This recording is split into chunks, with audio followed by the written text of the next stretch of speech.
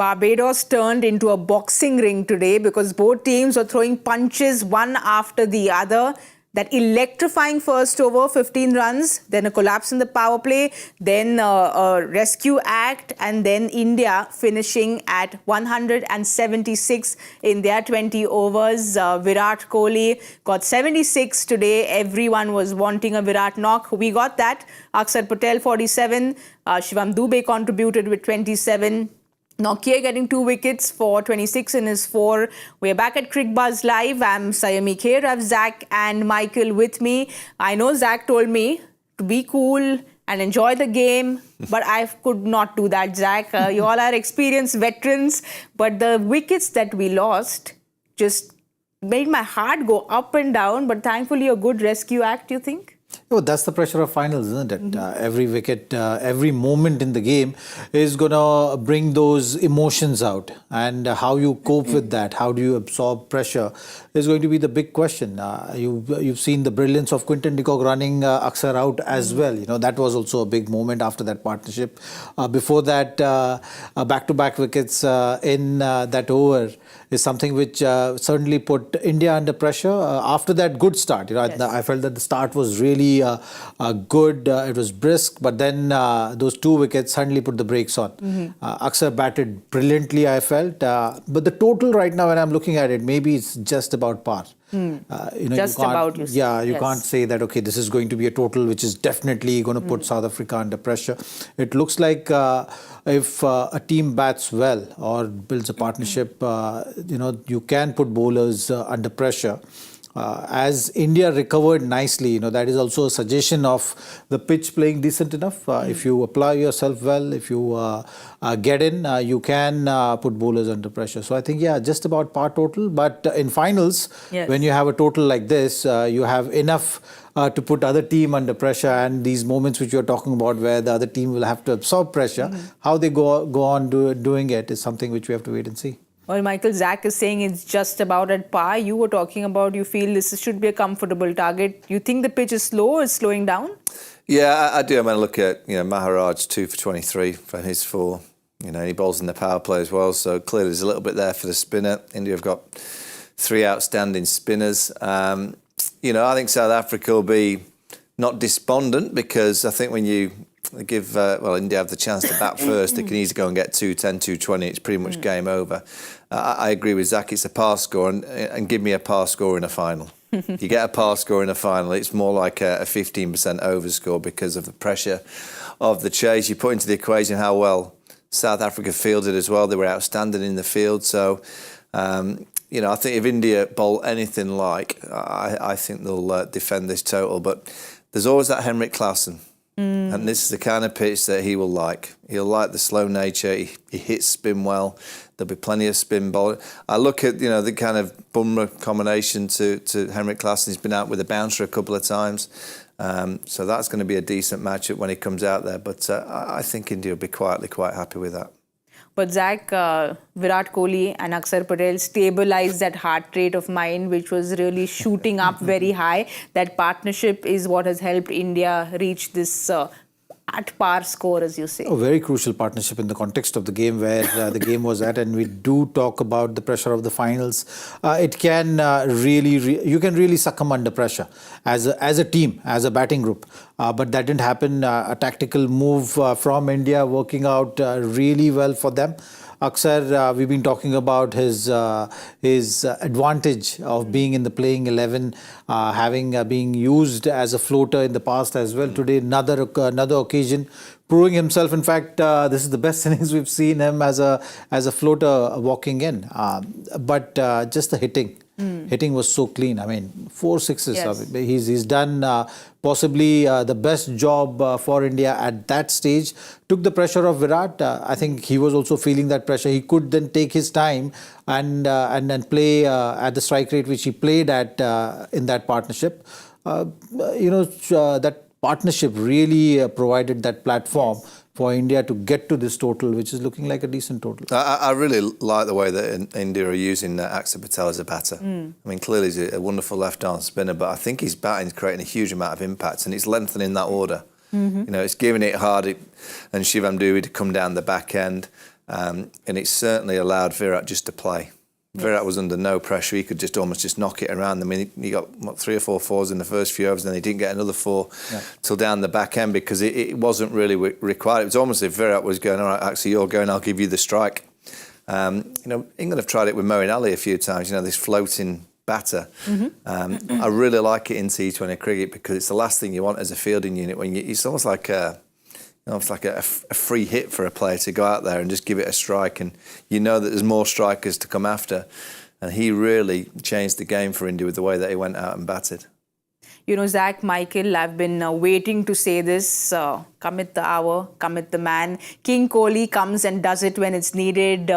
We saw what Rahul Dravid said. We saw what Rohit Sharma said, backing Virat Kohli, the king, because we know he likes playing high-pressure games, Zach. 76 of 59.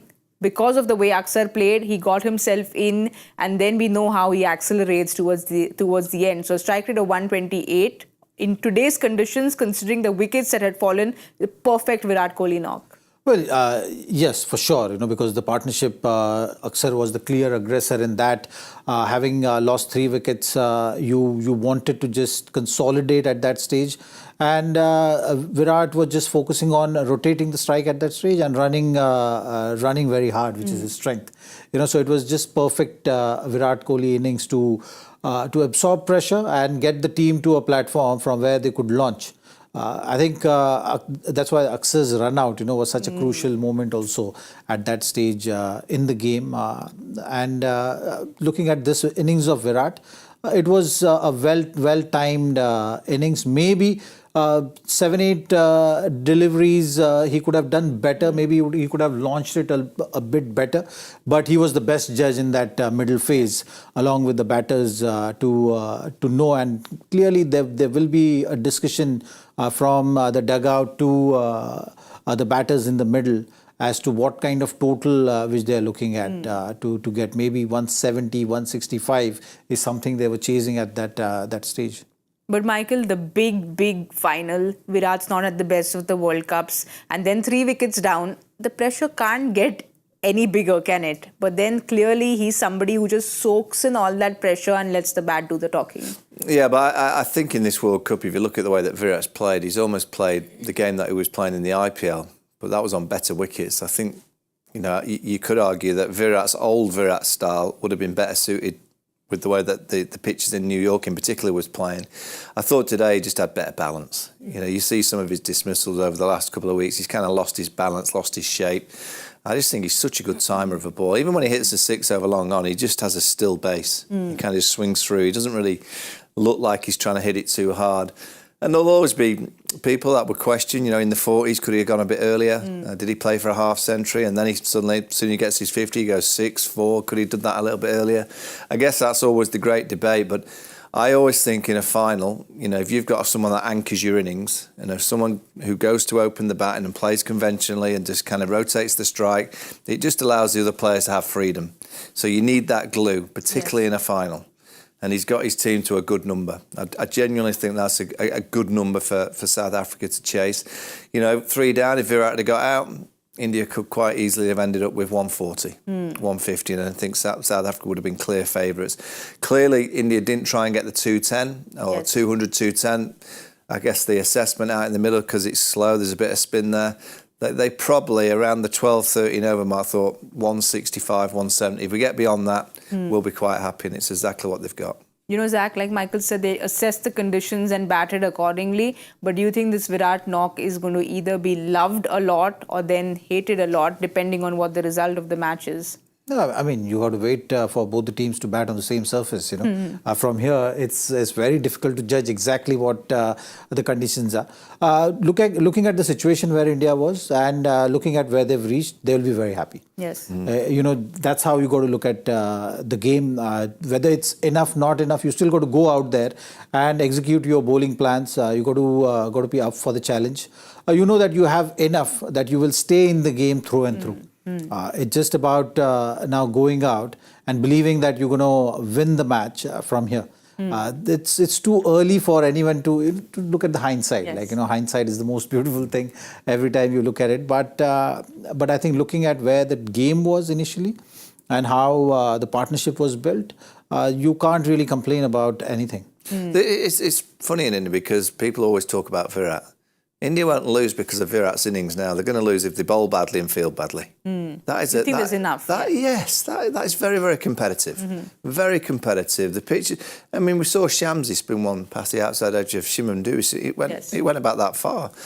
You know, so I think they've got the runs on the board. Of course, when you're in a final, you want 20, 30 more to have that comfort blanket. You want to go out there and field knowing that you've pretty much won the game. You know, South Africa have a chance. They have a chance of chasing this, but they're going to have to bat well.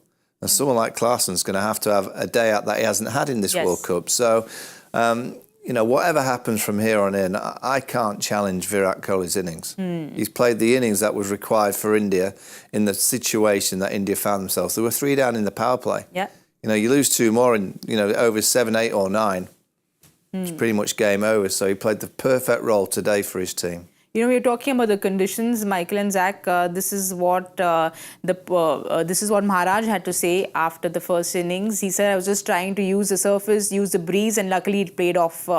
The catching and outfielding was good. It's something we pride ourselves on. The pitch started off slow. It has got better now, and hopefully it will be good to chase." How does it get better in an hour? Are these mind games then that it's gotten better? Is it just to put it out there that, okay, it started slow, or do you think these are mind games?